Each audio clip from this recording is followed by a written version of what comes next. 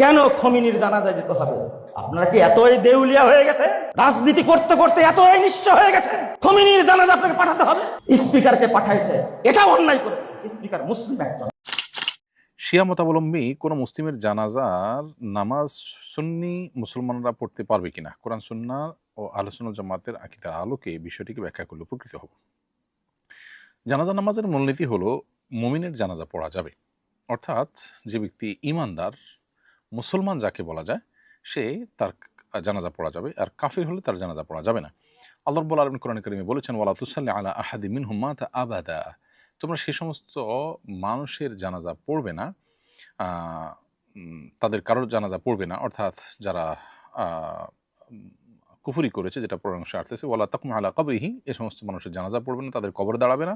ইন্নাহুম কাফারু বিল্লাহি ওয়া রাসূলি, নিশ্চয়ই তারা আল্লাহ এবং তার রাসূলের প্রতি কুফর করেছে। ওয়া মাতু ওয়া হুম ফাসিকুন, এবং আল্লাহর অবাধ্য অবস্থায় তাদের মৃত্যু হয়েছে।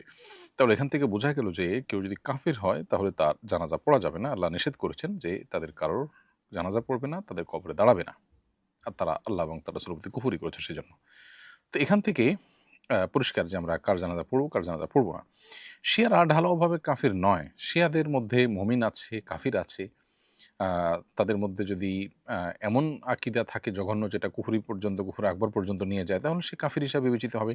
কিন্তু আবার অনেকে আছে যাদের মধ্যে অনেক বিভ্রান্তি আছে, কিন্তু তাদেরকে কাফির বলা যায় না। সেজন্য শিয়াদের মধ্যে যারা আলী রাদিয়াল্লাহু তাআলা আনহুকে আল্লাহর পর্যায়ে নিয়ে যান নাউজুবিল্লাহ, অথবা কোরআনের বিকৃত হওয়াকে বিশ্বাস করে, অথবা আয়েশা রাদিয়াল্লাহু তাআলা আনহার উপরে অপবাদ আরোপ করে, কোরআন আয়াতকে অস্বীকার করে, অথবা আবু বকর রাদিয়াল্লাহু তাআলা আনহুর সাহাবিয়তকে, তার সাহাবী হওয়াকে অস্বীকার করে, যেটা সাব্যস্ত স্বতঃসিদ্ধভাবে, তো সেক্ষেত্রে তারা কাফির হবে।